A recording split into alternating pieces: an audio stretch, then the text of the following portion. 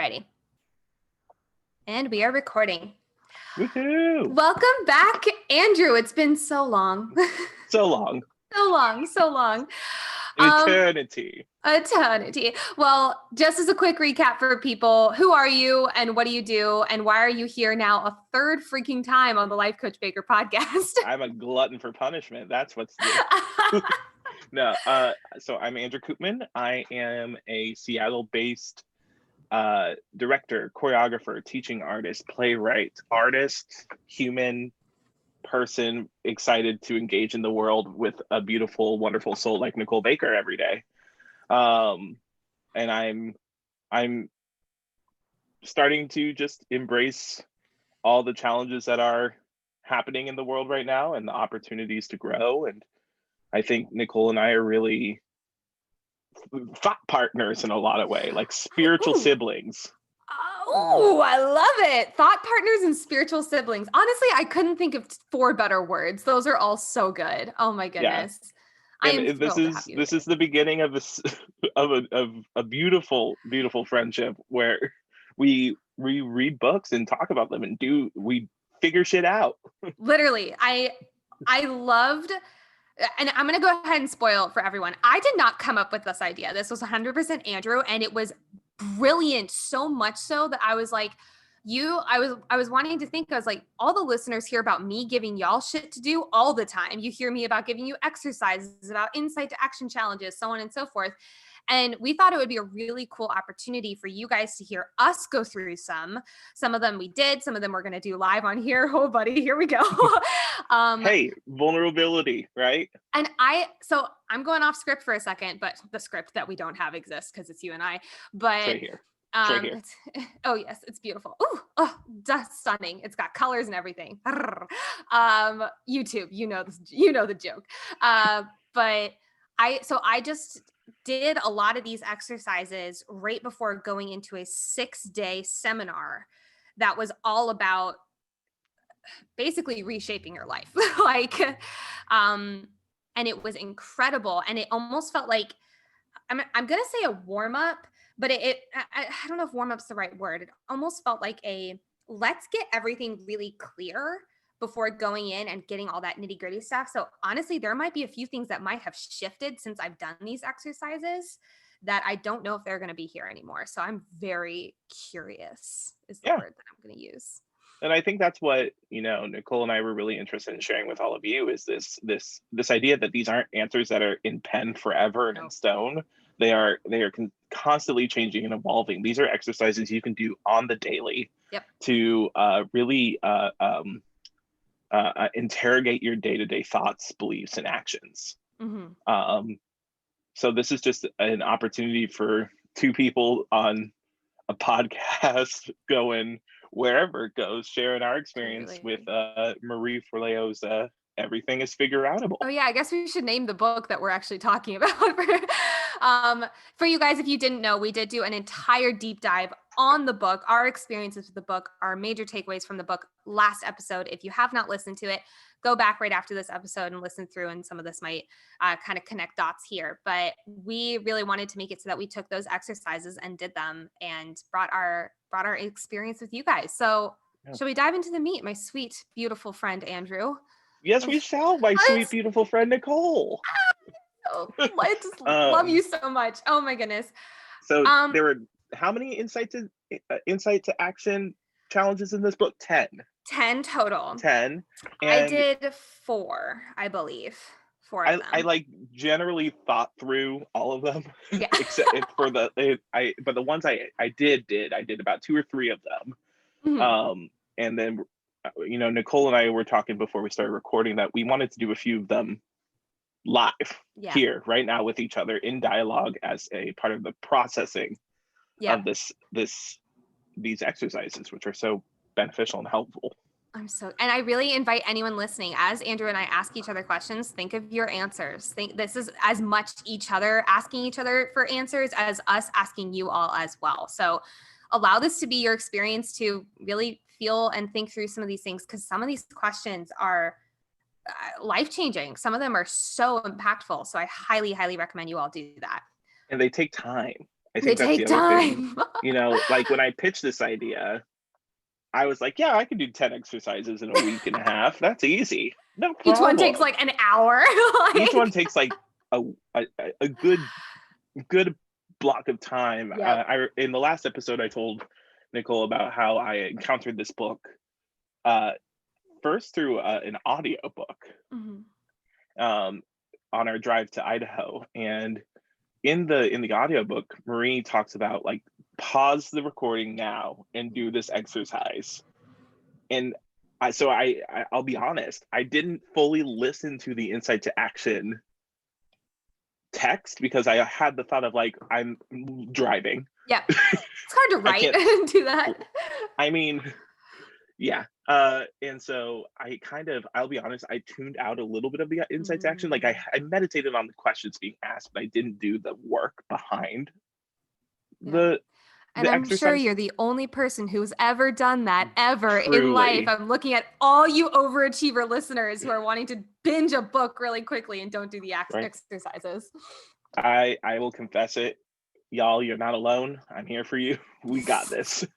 But so revisiting these insight to action challenges as work that you do for yourself, as a commitment to your own integrity, as a commitment to your own soul and growth, and this commitment to yourself that everything is figureoutable.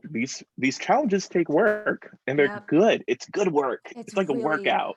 It's like a mental workout for sure. And it's like I loved, there's one specifically, I'm going to go ahead and dive into it. There's one it's literally like is it define your dream? I have my notes written on up here. Yes, here it is. So the very last chapter, I'm just going straight to the chase, is all about defining, is it define your dream? Excuse me. The world needs your special gift. That's it. And the chapter is all about really figuring out what your purpose is, what you're here to do, why everything needs to be figureoutable for you to do your purpose and to fulfill that mission. And so one of the exercises was set a timer for 15 minutes and just go on a rant and write a letter basically from 100-year-old you to current you.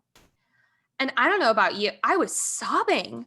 I was doing this exercise and just sobbing because so much of what I was getting, and before I get to that, the reason I love this exercise is because it says set a timer for 15 minutes. Because a lot of times what happens, and we've talked about this on the podcast, but I'm going to keep drilling it in there. Whenever we sit down to write something at first, our conscious mind is the only thing that's ignited. And so it's all the things that we've practiced is what we're going to put on the paper. It's all the things we've thought about, maybe some things we even thought about before we started writing, or maybe even a year before we started writing. It's all things that are consciously in our brain. But after that is exhausted, after it's emptied, maybe about like 5-10 minutes, your unconscious mind or your subconscious mind walks up and steps up to the party and comes up with things that you have not even dreamt of, but it's always been there in your heart. And that exercise, same thing. The first 5 minutes I was writing down like, okay, well, blah, blah, blah, blah, blah, blah, blah, blah. Like it's all things I loved, but it was all things that were, I'm going to say rehearsed. And then the things we tell ourselves constantly or comfortably. Exactly. And after that was exhausted, my future self just kept on being like, it was just a nonstop message of enjoy every moment.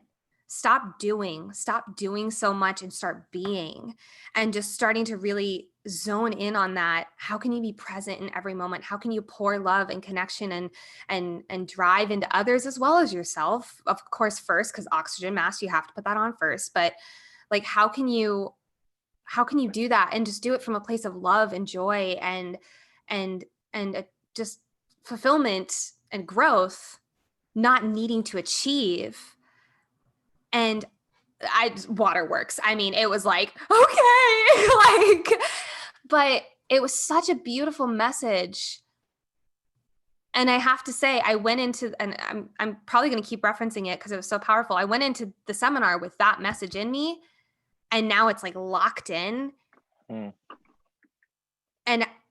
I can honestly say without even hesitation or doubt that my life is never going to be the same. And it's because of that exercise that like ignited that little spark, that idea. So that was a really cool moment. Yeah, I when I encountered the letter exercise, I definitely, the same thing. First 5 or 10 minutes was the practiced things, you know, the things that we should remind our younger selves, right? That we What were your shoulds? What were your shoulds out of curiosity? To love yourself. Yeah. To be patient. To get curious. Yeah. To embrace every moment, live your life to the fullest. You know, that, yes, those things were all present in the shoulds, right? Great reminders that we should remember on a day-to-day basis. But then when I got to the writing on fumes moment, the fumes that it kind of came forth was this idea of stop trying so damn hard. Oh, wow. Stop, like, and it was so interesting because I have the habit of saying, like, I'm trying my best. I'm trying. Instead of trying, just do your best and do the best you can with what you have. You know, try is a word that we like to add as an excuse, I think. Sometimes I also think it's a great word to encourage you to try something new, like just go for it. But I think when it becomes a crutch, when we say, well, I tried, it excuses it away rather than like, you did it. You did the thing. You know, you made a goal to make this devised piece of theater. And at the end of it, you're not going to say I tried, you're going to say I did. Yeah. So that was where I ended up. Wow. Was just a reminder of like trying, yes, try everything new, try, but then at some point you have to stop trying and just do. Yeah. Because I feel like if you have try always in your mind, there's always that, well, I could have done better. Yep. Or, well, I didn't give it my all. But if you do, I don't know, that just has a presupposition of I did it. Yep. I did it with my all. Oh my God. Didn't suck. That's powerful. And it didn't suck. Like no one died. Like oh my goodness. That is so powerful. And I think, and we've talked about language a lot on the podcast, but I think that's a perfect example. The words that we use become our experience. And if we're saying words have so much power and words have meaning. We've assigned so much meaning to words. Like money has a different meaning to everyone on the planet. Some it's really stress. Some it's abundance and coming forth. It's still in me. I'm getting it out, but we'll probably get to that in a minute. But it's every single word has an experience for us, and the words that we use, that we assign to an experience, will give the meaning that we give to that experience. Yes. If that made sense. But it does. Beautiful. I'm glad. I love it when it makes sense. No, it does. It does, because like, and that's why, you know, this is kind of a sidestep little rabbit trail, but like a friend of mine did a performance piece about words in other languages that don't have quality English translations. And you know, that's where language really matters, right? Like I think about my dog, who we named 𝘀𝗷𝗄, which is Danish for the closest thing in English is cozy. Yeah. But but the word 𝘀𝗷𝗄 in Danish culture is so much more than that. And so really endowing and empowering a word that to have impact and weight and spiritual reward is really important, because it also does the opposite. You know, a word can also be detrimental to your day-to-day belief. It can be a limiting thing. And the only reason why I bring that up, and I'm not sure if I brought this up in the last episode. No, I didn't, because I did a reading. I did a tarot card reading, and it was so interesting because I got this encouragement from both of my decks to change perspective.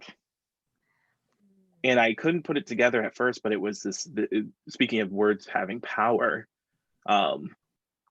This year has sucked for so many reasons. We all, 2020 has been a rough go. Lots of necessary and important change, lots of really great and insightful and necessary conversations, lots of curiosity about what's next and how do we manifest it. All of that to say 2020 has been a rough fucking year. True that. Oh my God. and I noticed that over the past couple months, I've been saying something over and over and over again to my friends, like when they ask me how's it going, because I'm very blessed in my life to have a group of humans who really care about my journey.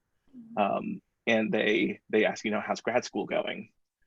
And I'm in my final year. I'm about to graduate in 5 months in theater, which it's a great business to be in right now. I love it though, don't get me wrong. But I noticed that I was saying that this isn't what I dreamed it would be. I've been working for 8 years to get to the end of this program. This isn't what I thought it would be. I thought it'd be, and this is the phrase I kept saying over and over again, I thought I'd be going out with a bang, but I'm going out with a fizzle. And what I meant at first to be a way for me to cope with the loss and the grief of what this is, started to become a mantra and a statement of belief that then became a bigger and bigger hurdle. And I noticed about 2.5 months ago, it became a wall. And I stopped wanting to do anything. I stopped wanting to do the work because I'm like, well, what's the point? I'm just going out with a fizzle. And so all that to say, I did this reading, and I've been already, like, before the reading was like, I really need to change the way I'm talking about this, because it does not speak to the work and experience that I've put in. It does not speak to the sacrifice and to the love and care that the people who have supported me have gotten me to this point. It does not speak to my growth. It does not speak to my progress. It does not speak to my resilience, my determination, my passion. And so I need to change this phrasing. But getting that reading, I was like, that belief that I used as an excuse, that as a way to cope, has become a belief, which then became an action. Say that again. Say that again for the people in the back. That thought had become a belief, and that belief had become an action, which was inaction. I hope everyone just took out a pen and wrote that shit down, because that is literally that is what this stuff is about. Like, and it just, I know that's so broad and so cheesy, but I was just talking to a client the other day, and I'll keep the story pretty private for her sake, but she basically was rewriting her entire belief system. She had a lot of negative beliefs that were really holding her back, and she noticed them, and she wrote them out. She crossed them out. She wrote why they were absolute bullshit. And she wrote in new beliefs that are empowering her. And she now has those new beliefs attached to her almost at every single moment of the day. So she's constantly seeing them. As she's working out, she's saying them out loud. As she is going on walks through the beach, she is literally saying them out loud. It's a part of her day-to-day, and now it's a part of her conditioning. And the opportunities that have come from her not only taking new action, but thinking differently from the universe, from law of attraction, from her different, how she's even maneuvering throughout the day in little teeny tiny ways. Her life has just presented her with an opportunity that is quite literally life-changing. And it's because of that kind of stuff. So if you guys are rolling your eyes, or if you're thinking even, or if you're maybe even not being that dramatic, but you're thinking, oh, I'll do that later. Oh, be dramatic. Please be dramatic, but do it now. Like, this stuff is so important, and you do not realize how much it is holding you back until you rip it out and see how much, like, how heavy it was. Right. And this is all stuff that Marie talks about. It was in chapter 3, the magic of belief, I believe. And how she writes, belief becomes thought, which becomes feeling, which becomes behavior, which becomes result. And I think your friend and I both are great examples of how a thought that seemed harmless became harmful. Yeah. A thought that was innocent in nature, and just meaning to kind of like laugh off the pain. Yeah. Which is not innocent. It's terrible. Don't do that. Deal with your Please don't be feels. self-deprecating. Like, No, deal with your feels. yes, please. And give yourself the grace and space to feel them, because Yes. that became a much harder thing to conquer now than 5 months ago when I first started saying it. Yep. You Yep, know? yep, yep, yep. It's like literally meeting Godzilla as a baby versus meeting Godzilla when he's tearing up an entire city. Squash it. Like, exactly. And it's like, or take him home and make him be nice. there you go. Change him to be a good belief, a good nice. Change his name. Godzilla's destined for Oh my badness. If you name Godzilla Hyuga, I think everyone would be much better.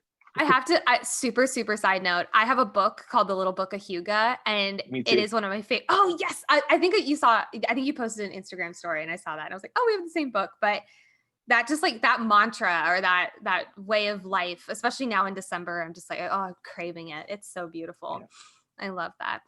So this whole belief thing kind of brings us to one of the insights and challenges we wanted to talk about, which was the magic of belief one. Mm-hmm. We talked last episode about why did you pick up this book? But when I did this exercise, I wrote out those limiting beliefs, including the one I just shared. I wrote out the limiting beliefs of no one will like it. People won't care. It's already been done. What else did I write? I wrote, that won't make you money. You will be annoying. I wrote these thoughts out, which I mean, I think the Andrew of today, even before reading this book again, I think the Andrew of today deals with these thoughts in a much healthier way than he did 4 or 5 years ago, because of the program I've been through with Valerie Curtis Newton as the lead, because of my husband, because of the growth I've been through. I think that's true for all of us. Yeah. But sometimes checking back in with the basic thoughts that we all struggle with on a day-to-day, Val, my mentor, says everyone is mostly afraid most of the time. Mm-hmm. It's true. And I don't think that's anything that can be conquered in one sit-down exercise. It's a daily commitment. It's our 2 million-year-old brain. It's the programming. It's how we were built. It's built to constantly look for the thing that could kill us. It's constantly looking for the mammoth or the saber-toothed tiger. So anyone who's listening who's just like, well, I'm not a positive person, or I'm not someone who looks for the good. It's not you. It's your programming. That's your brain. It's your mind. It's not even your mind. Beliefs can be changed. Exactly. It's the mind, and it's the beliefs that you have allowed as autopilot has come about, and it's allowed to suck those beliefs in, but you now get to change them. And yes, your 2 million-year-old brain will still be there. Believe me, it will never go away, but you'll be able to change it so much quicker. It'll be like 90 seconds and you're a whole different person. So when I crossed it out and wrote bullshit next to each one of those, and then continued to riff on the why they are indeed bullshit. Yes. It really illuminated that a lot of these are based in a belief that my work or who I am has to be accepted by other people, or that I need their permission in a way. It's total bullshit. If they don't like it, that's on them. Yeah. If they don't pay me for it, that's on them. If they don't approve it, if they don't support it, I still have a voice as an artist. You have a voice as a human who changes lives on a day-to-day, Nicole.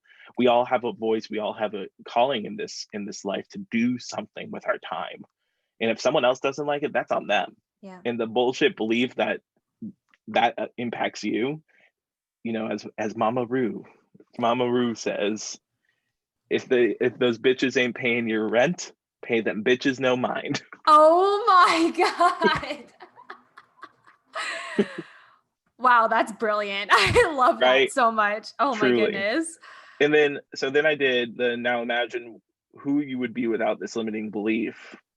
And it just excited me to be like, 5 years ago, I'm a totally different person. And even I've grown then. And I'm eliminating these beliefs one at a time in order to become a more distilled and clearer artist. Yeah. And an artist who walks forward with the conscious awareness of each step. Wow.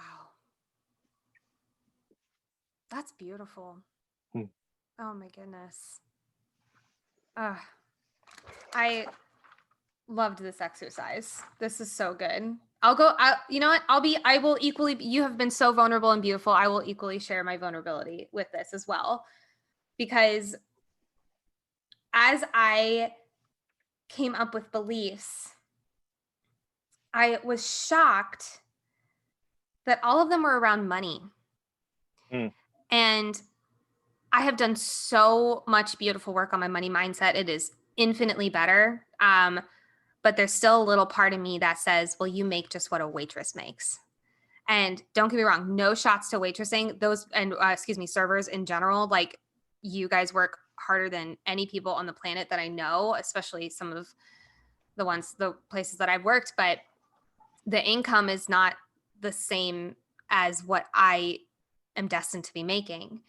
And I realize that I talk often about the idea of a thermometer versus a thermostat. And I realized that my belief here was creating a thermostat. It was saying, well, you believe that you should be making only this amount of money because you still have that waitress mindset. You should be making only, let's say, 52 degrees. That is your money thermostat.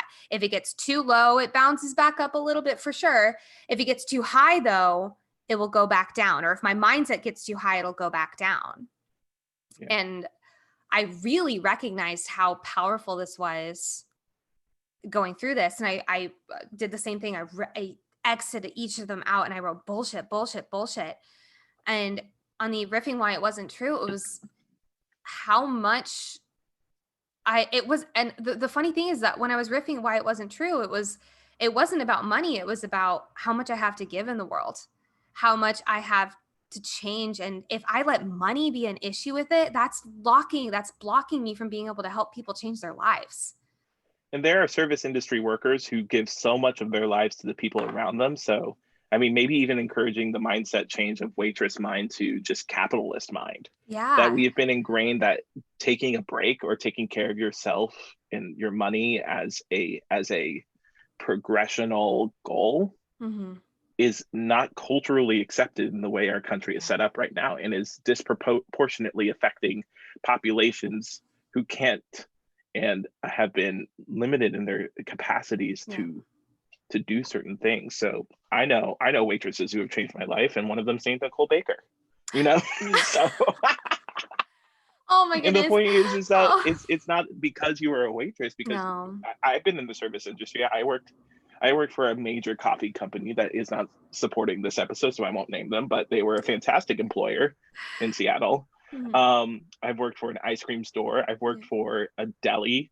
And the thing is, each of those jobs taught me something. I've believed since I was 15 years old, I've said to myself, if I don't learn anything right now, it's my own damn fault. Yep. And each of those jobs taught me something. You and I should have a whole episode of just exchanging crazy service industry stories, but that's not this podcast. Oh my, I have block out a better part of an afternoon. I've got so many. But the point is that but you're riffing on this, and thank you for being so vulnerable in sharing that, because even the way that mindset of saying it's a waitress mindset, it's a capitalist mindset, because it is centered in this belief that if you're not hitting a specific goal, that thermostat, I love that. I'm going to steal that. Totally. Yes, if you're not hitting that thermostat, you're failing. Yeah. It's all about progress. Yeah.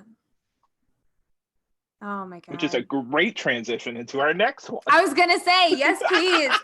Oh my goodness. Well, here, really quickly, I want to riff on who I would be without this belief, because I'm sorry. No. You're totally fine. Oh my goodness. Because I know that I'm not the only one who's listening to this podcast who has a money mindset.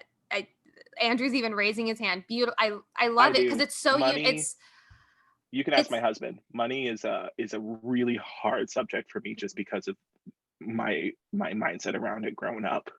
So I have a really hard time with money, and so I'm loving this. Go for it. Oh my goodness, I'm so glad, and I want everyone to really identify what your money mindset beliefs are, if they're limiting or if they're positive, like whatever it is. But when you get really clear on it, then whenever you go to buy something, whenever you get a paycheck, whenever you are signing up for a new job or something like that, you can really be a lot clearer. But I digress.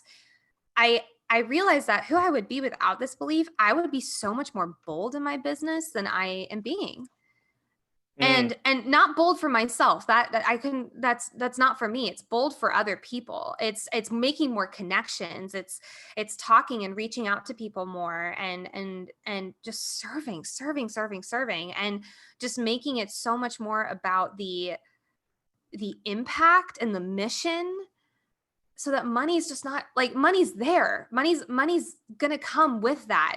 But that's not the focus. It's like, and just to have that trust in it, not to just like shoo it away and be like, money's not happening, or money's not important. It's to just trust that that's coming with it. But what's more important is the impact and the heart to it. And I realized that this money thing was making my mission inward.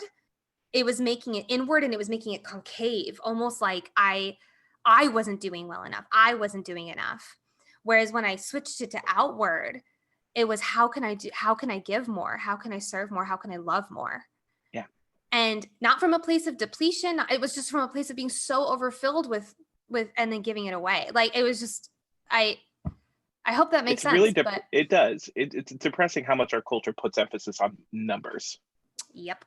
And numbers go inward. Numbers get that left brain fired up, which, shock of shocks, also holds our limiting beliefs. And it works in tandem. But where we get that outward, that feeling, expansive. Exactly, it's in the right, and it's amazing. But you had a beautiful next chapter in your mind, and I want to know what it is. The progress, not perfection chapter. I know. Perfectionists, listen up. If anyone can sum up Nicole Baker's podcast, it is a podcast to help people in their progress and journey to mastery. So, can I steal that? That was so good. Can I make that my tagline? Oh my God. Sure. I've said journey to mastery as a part of my motto forever. So we can share that. We can share it. I gift it to you. Oh, thank you, my dear friend. But that's what you are known for. You know, that's part of your stamp of unique identity as a life coach, is you're so focused on progress. So did you do this Insight to Action Challenge? I did do this Insight to Action Challenge. Let me actually go to my notes for it. So wait, come back. There we go. Yes, so I did. The first question was, as it relates to your dream, what is one thing you're stopping yourself from exploring because you're not willing to be anything less than perfect? I am going to maybe make a lot of people mad, but I had a really hard time coming up with something because I've conditioned myself so much that when I have an idea, I go for it and go all in. I'll give an example, and I won't give too many details because it's still in the works, but one of my dear, dear friends and I had an idea, and without even thinking about it, we're like, when can we start? And we're already in like our third or fourth call. And it's not a question of if, it's a question of how many days until. So that really didn't hit too hard. However, I know that so many of my clients and people I've talked to, the thing that they will not do, it's always just I can't do it because I'm not enough yet to be that person. And they put such high expectations on what they're wanting to be. Like, in order to achieve this goal, let's say I want more money, suddenly becomes I want millions and millions of dollars. They're down here making $32,000 a year. They're like, how do I get there? That's such an unreasonable standard. I'm not enough to achieve that. I'm not that person yet. I can't get there, and stay. Don't take a step forward. So that's what I've noticed, but I would be curious to know what yours is.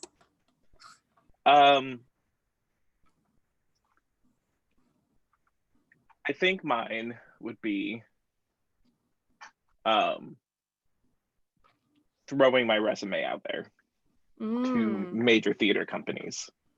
And I think it's the limiting belief, or the thing that is getting in the way, is this idea of like, well, I didn't have these produced projects in grad school, so no one's going to want to look.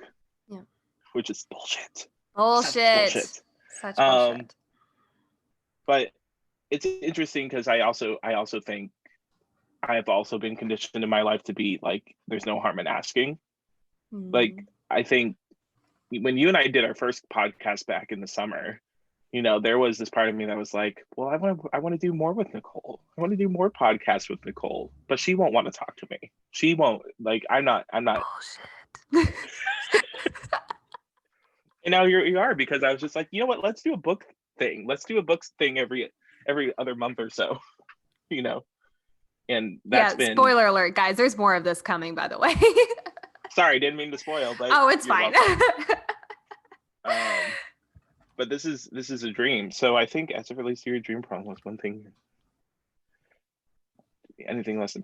I would say making that next career jump in the middle of a pandemic would be the thing.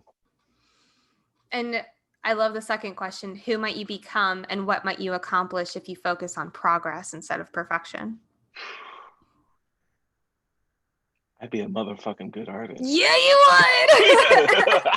I already am. Actually, I was going to say you would be. I'm already an excellent artist. I'm already the artist I am intended to be at this step in my journey. Yeah. And I'm fully capable of taking the next step without permission.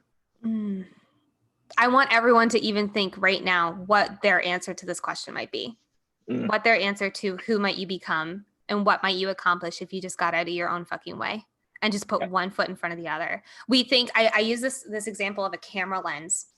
When we think of all the steps to get from where we are to our goal, our brain almost zooms out like a camera lens and tries to focus on all the things all at once. It makes them all really sharp, and our brains can't take in that much information. We can't figure out which is more important, and we go into overwhelm and we shut down. Versus if we take that same camera lens and zoom it in, I'm going to use a flower as an example, not many flowers, just one flower. And then everything else is in the background, but that one flower is super clear. The rest is blurred. That's how setting up your goals is. That's how it works. If you just zoom in on one thing, and not one thing being like build a website. I'm talking one thing like research 3 platforms that I can build a website on and pick my favorite one. I call them one sitting, measurable things, measurable one sitting tasks that take less than an hour. A checklist. Yes, exactly. And things that you get to do, not things you have to do. And just having that available, I've seen people take insane ideas, like moving across the country out of their home state that they have never left, their home city, that they've never left, and moved to an entirely different state across the country because they just chunked it down. That's it. It's incredible. So then I went to number 3 about the problems about doing what I want to do, taking that next step professionally. It's so funny because I'm like, there are none. I'm like, oh, that's a limiting belief I've just put on myself just to put up, like, to excuse something else. Yeah. You know, and because there's no consequence to sharing what I have. I can't change what has happened. I can only share what has happened and bring my full authentic self to the table and say, this is who I am right now. Yeah. And they're enough. They're more than enough. I am enough. Hell yeah. 100%. And worthiness is our birthright. Yeah. We are inherently worthy. Yeah.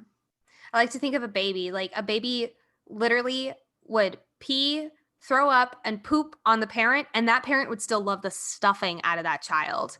Yet somehow down the line, we got it in our heads that if we pooped, peed, and threw up on someone, I'm using these as metaphors now, or maybe real if you're that kind of person. But like if you did that, then you are just so unworthy of love, of connection, of anything. But we are still that same little baby. And we still have all that love and all that worthiness and everything. Side note, don't go pee, poop, or throw up on people. Yeah, please. People don't really like that. Wear Maybe a mask. Metaphorically. Oh, please, God. But metaphorically, go throw up all over the place, though. Right? Just try a bunch of shit out. Paint the town red. Paint the town red. But if it's red when you're throwing up, that's a medical issue. Go see a doctor. Go to the doctor. The weirdest side tangent I think I've ever produced on the podcast, but I love it. I'm here for it. This is getting out there. Oh my God. So what then, go for it. Go for it. You go. I was going to ask, so then the next question is turning self-doubt into productive self-talk. So what were some ways that you can? I love the word yet. Yes, you do. Do you want to explain that? Yes, so the exercise is to take these negative thoughts, like I am not good enough, or or they won't like my work, or they don't want to hear from me. Or there's no way I can make it. You know, all these limiting beliefs, the example she gives, I'm not good with money. I don't know who I am without her. I don't know anything about running a business. Yeah. Adding the word yet just gives it an unbelievable possibility of happening. I've been using the word yet as a part of my daily practice before reading this book. And so I think this was just a nice reminder to like, just get, like, you haven't directed your dream show yet. There you go. You know, and that's actually exciting to me. You haven't gotten any artistic director experience yet. There you go. And it will. I will. And yeah. I love what it leads the brain to focus on. I'm getting so logical, but I love the logical is good. Focus. I'm very not logical. That's why we make such a good pair. I'm so like type A and you're so like creative and beautiful. And like, I love that. I'm so like in the mind. But I love the idea of adding the word yet, because we've talked about this, where focus goes, energy flows. When you focus on yet, your brain starts to think of, like you said, the possibilities. And then your energy starts to shift into possibility energy, which is 100% better than I'm not good enough energy. And just like, if you want to, and energy, I mean, you can call it motivation, you can call it stride, you can call it determination, whatever you want, but that is produced when you add that teeny tiny 3-letter word. It's so powerful. And then I just did this right now, since this is an exercise I'm doing live with you in the room. Thank you. 5 small things I can do today to move this project ahead. I can text the artistic director that I've been avoiding talking to, because I've emailed them a few times and have not heard back, but I have their personal phone number. So I should just text them, but I've been afraid to. So I can text them. I can submit my resume to a theater today. Beautiful. I can pick the next play that I'm going to read and get curious about. I can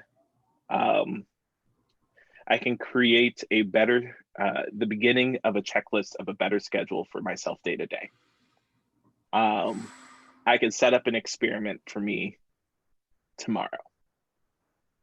And I want to just ask, how easily digestible are all of those things? I can do all of them in 20 minutes. And then it says, what's one small thing I can do right now? I'm going to text the artistic director right now. Oh, he's doing it, you guys, right now. On the call. So while he's doing that, I'm going to give a little homework assignment to everyone else. You guys know Andrew's Instagram, 𝗟𝗪 Coopman.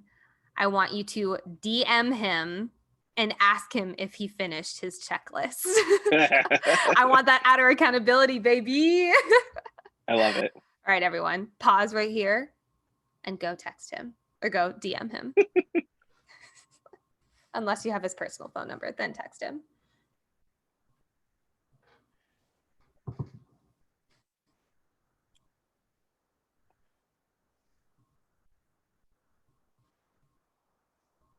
All right. He did it.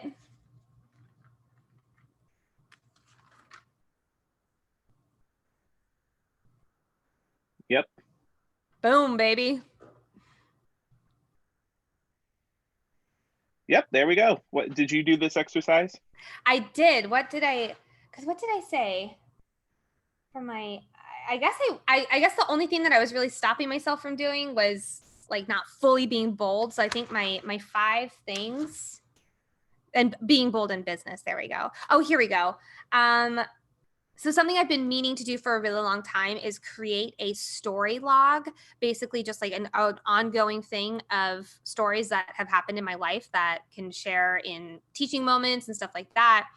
And it's not that I needed to fill it with stories. I just needed to literally start it and write one story. So it's just there and I can add them as they go. And you bet your sweet Bippy I did that.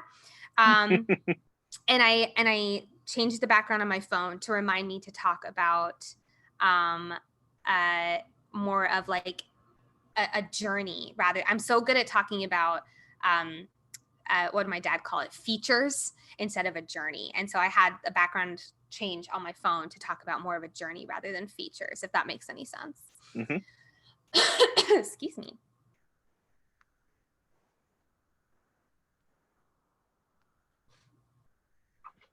Looking at any other things I had.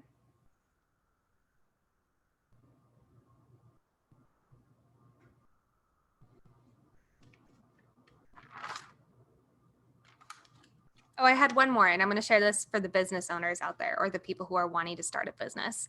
I have an ongoing log sheet of client language, whether it's clients I have or clients that are ideal or just like people, things I've read from people who I connect with on a coaching level. And so I went through and I bolded certain words that were really important that I wanted to throw out more and that I wanted to incorporate more in my own personal language so it was more digestible and so it was more connecting. Again, very logical, but for business owners, if you do not have an ICA lingo language sheet, make one. It is life-changing. Do it. Do it, do it, do it. I don't know much business words.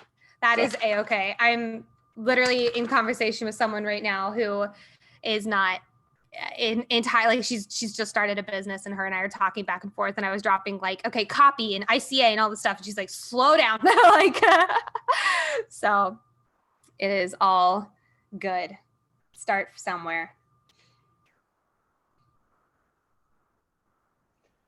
Oh, so how do you feel? I feel good. Yeah. I don't know why I've avoided that for so long. It's amazing how we think that things are going to take so long or they're going to be so painful and then we never do them. And I sometimes forget that we are for me, since you talked about business for a moment, I'll talk about the arts. We are in such a human business that sometimes I forget, like, we're humans first. I mean, I don't forget that, but I also forget that with people I respect and admire and want to work with, that like this human that I've wanted to talk with, we were super connected before my quarter started and we both got busy as life is. And I've been like, oh, should I text him? I'm not sure. Oh God. And then it's like, just fucking do it. Yeah. Why not? Like what do you have to lose? And the answer is normally nothing. Yeah. Oh my goodness. I would love, go for it. I was just going to say in our episode before, we talked about the excuses chapter a lot. Exactly where I was going with this, because this is probably why we're a team. Literally. Oh my goodness. This was probably one of the most interesting exercises. The time one. So for those of you who did not listen to the first episode, here's what we're talking about. This chapter identified what excuses your favorite flavor of excuses. And we mentioned on the last one, mine was, I don't have the money, which is an old one that rears its ugly head every once in a while, but I've caught it. Mine is time. Since this. Time is a big one for me. I actually still did the time exercise because I was like, if I have more time, I can make more money.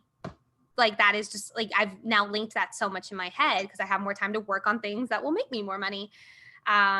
But so the first question is, what's an instance where you at first did not have the time, ability, resources, and yet you still made it happen? List them all. I'm looking at you. There are many, in the arts, we are, in reference to money, I'll say that there are many examples where just because I didn't have the dollar amount to support whatever I needed to do, I still made shit happen. Yep. I am the director. When I was working in a lot of educational theater, I was the director that theaters called to direct a show on a low budget. I remember one of my productions I was most proud of was I did Mary Zimmerman's The Odyssey, which is a huge show. Yeah. And It's huge. It's massive. It's technically one of her most difficult, and I love it. I love Mary Zimmerman and her work. And I did it with a cast of, I want to say 11 to 17-year-olds. And the company that I was with at the time also said, like, and we don't have a budget set aside for this show. So I came up with this idea of doing the entire show with pieces of fabric, a rope, and 4 chairs. And it was hands down one of the best projects I've ever directed. Oh my God. So the thing is, the money side of things definitely has not been, in time as I figured out. Here's the thing, it was really easy for me to come up with examples of when I've overcome those hurdles. But but what this exercise illuminated, and I don't mean to skip the questions, but I think I have an overall reflection from this exercise, because I'm really good at finding the obstacle in the moment. Yeah. And then eventually figuring out a way out of it. But like the time thing, when I went through and actually blocked out my time, as Marie encouraged us to do. Oh yeah, here for 7 days, you were supposed to log every single thing you did and how much time to the minute you did it. And yes, it was a pain in the ass. It's super time consuming. But here's what I actually realized. And I think this is the flip side of the exercise that doesn't get really talked about. Sometimes the excuse is not an excuse, it's just a truth, and you can adjust. Yeah. So this idea of, I've been telling myself of I don't have enough time. When I actually blocked out my day, I'm like, I'm doing so much fucking work towards my goals and dreams. I actually am doing that work right now. And if I did any more, I might get burnt out, which you and I have talked before about burnout. Flipping the table, hallelujah, yes. Oh my God, right? Thank you for bringing that up. Right, you and I have talked about this before, about how, you know, you still have to make room in your life for the things that are important. And the thing I realized when I was doing this is this I get down on myself, the perfectionist side of me gets down on myself for not, I haven't written a Tony-nominated play yet. What is wrong with you, Andrew? Oh my, you know, when it's like, actually, Andrew, the day-to-day work you're doing is actually in service to the goals and dreams you already have. Yeah. You need to eliminate the excuse that you don't have time and instead replace it with, you're using your time in a way that benefits your process. That is beautiful work. Because when I looked back at my 7 days, I was like, I don't know how much I would change. Like, would I want to spend less time with my puppy? No. Would I like to spend less time with my husband? No. Yeah. Would I like to spend less time, especially in the middle of the pandemic where mental health and spiritual health are super important? Do I need to take time away from TikTok? No. Watching TikTok for 6 minutes so that I find a laugh in a moment where I need it is not actually a detriment to my ability to progress my goals and dreams. It is actually in service to my soul and in service to the cup of that I'm pouring from continually. It is the thing that refills my cup. So I like I said, I didn't mean to skip the other questions. No. It's just this exercise I think has a flip side that maybe I'm misremembering, but I don't feel like she talked a lot about. Like, I think this exercise is really good for people to really have a self-check.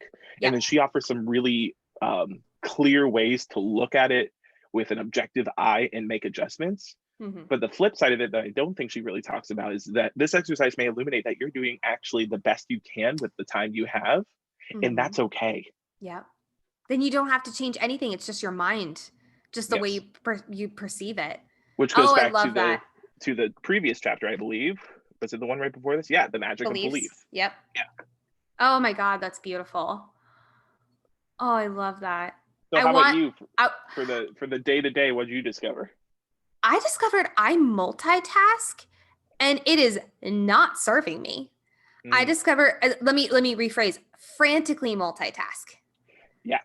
And like there were multiple, not even multiple, there were like every day minimum, I'm gonna say minimum 2 hours was me writing the time and then the things that I did. It was like How many emails. slashes did you have? So many, like a stupid amount of slashes, where I was just looking at this and I was like, how has my brain not exploded? And it's not from a place, I used to think like multitasking was such a beautiful trait. And I was like, oh my gosh, look at me, I'm so amazing, I can multitask. It is harming me in so many ways because my brain can't focus on this and this and this. And then it takes me 15 times longer to write a show notes for the podcast. Where if I just turned everything off, focused in on that one thing and wrote that, or if I just turned everything off and wrote an email, and then if I checked my email once or twice a day, probably twice a day, but like if I checked my email twice a day, I would be so. And also, I noticed Instagram. That was a big time suck for me, and I was like, okay, I have that time app that's like you have 1 hour every day. And every single day when that 1 hour hits, I go, oh, remind me in 15 minutes. And I realized how detrimental for that was. Now, luckily, I've just hired someone who's taking over, not all of it, but a good chunk of the stuff that I was spending a lot of time on. So I feel very fortunate with that. And that is the best money I'm spending every month. But I have now really looked at, okay, what can I do to really turn things off every day and just zero in? And I'll say the other really big lesson I learned was, and this I found really interesting. In the morning, for a while, I was really good about not looking at my phone or not like checking things before just like getting out of bed. But I noticed halfway through this exercise, I started checking my like socials, checking my email first thing in the morning. And I was like, what is happening? Because next to it, I wrote, I'm checking this for this amount of time, but I feel more awake when I do. It's probably the blue light. It's something with that. And so I was like, if I can find, That's life calling. I said, hello. Hello. Stop checking Instagram in the morning. But I was like, if I can find a motivational like quotes of the day or some kind of like motivational nugget for you every morning that I can check to turn on that blue light to get my eyes awake, which sounds kind of insane, but I swear I sleep like 8 hours a night. Okay, beautiful. I have an app for you. I'll send it to you. Oh, please. Yes. Will you tell listeners also? Because yes, I'm sure I'm not the only one. Yes. I'm going to find it. Keep going. I'll find it and then I'll tell everyone. But I was just going to say, to have something to read in the morning that feels just spiritually cleansing, and to have that then get up instead of let's see what Jessica did yesterday on her stories. Like, I don't know, but I think that would just be so much better. Plus, then it doesn't turn on the left brain as much, which is the critical brain and the comparison brain. And that would just be so helpful. So the app is called Eternal Sunshine. Ooh, I love that. And it's a great app where you can set up, it has meditations, it has daily mantras, but you can actually set it up where it sends you a daily a thought every day, and it like comes up as a notification. Yeah. Oh, I love that. Thank you. Yes. Just a little teeny tiny thing. So everyone, there you go. There's like, your what's today's? What's today's? This 11th is the day. If that. Yes. Yes. It's a great, it's great. Let me see. I was going to see if I can find it for today. Daily mantras. What's today's daily mantra? I'm in my cave. I'm in my bear cave. So bear cave. I love it. It says,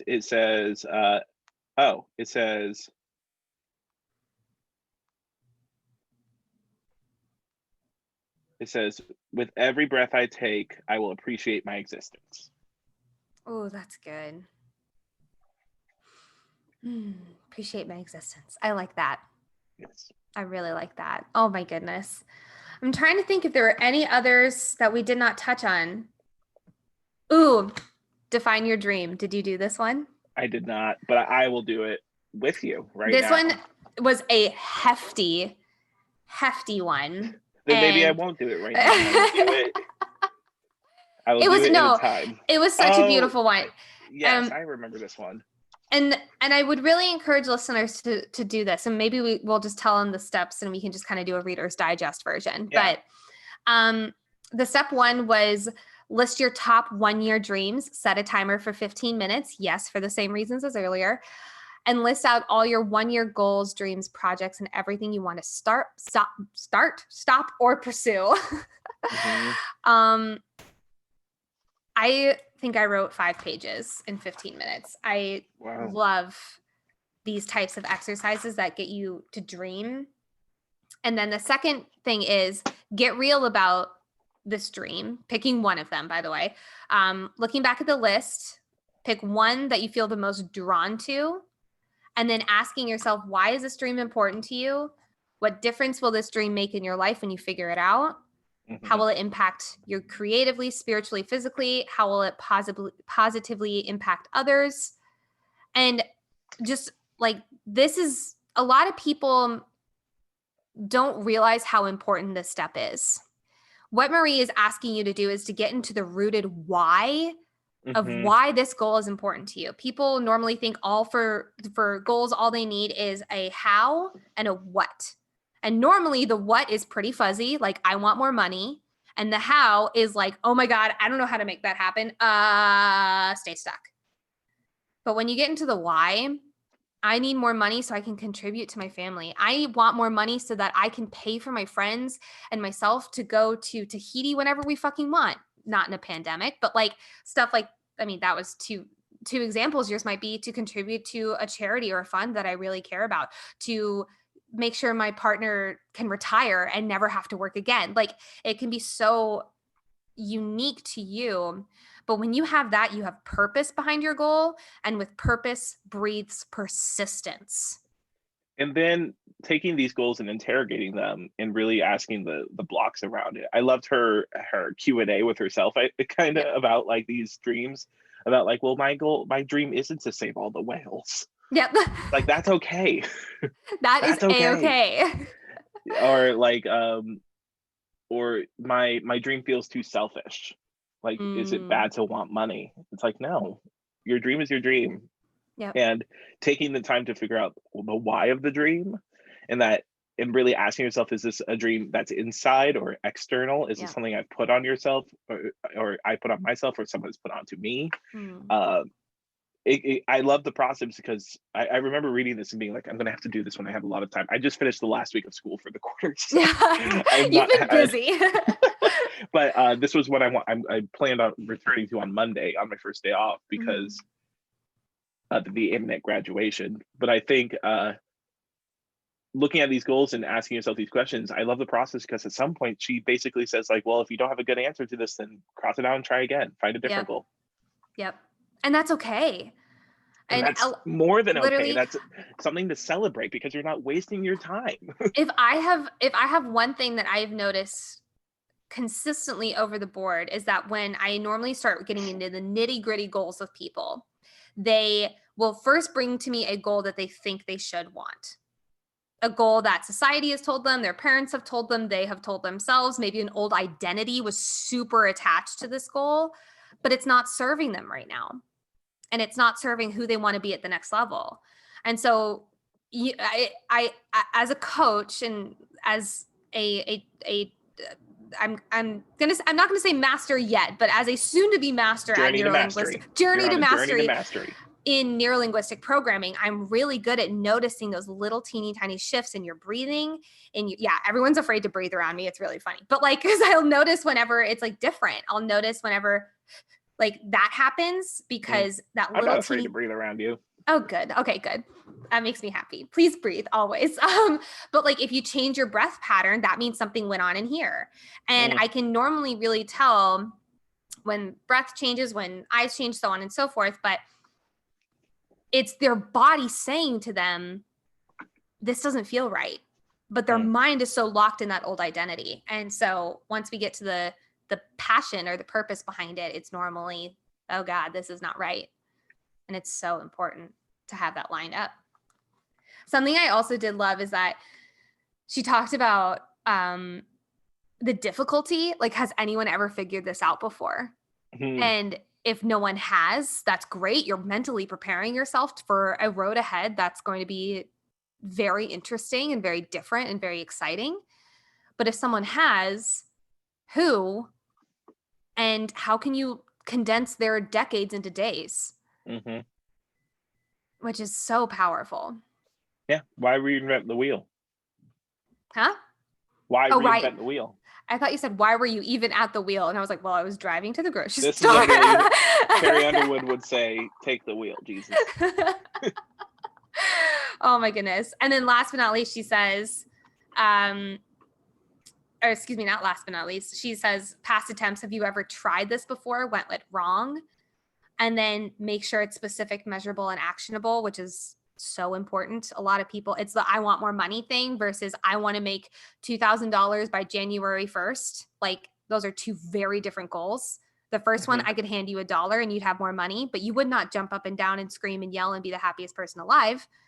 If you got $2,000 or an X amount of money by January 1st, you might have that.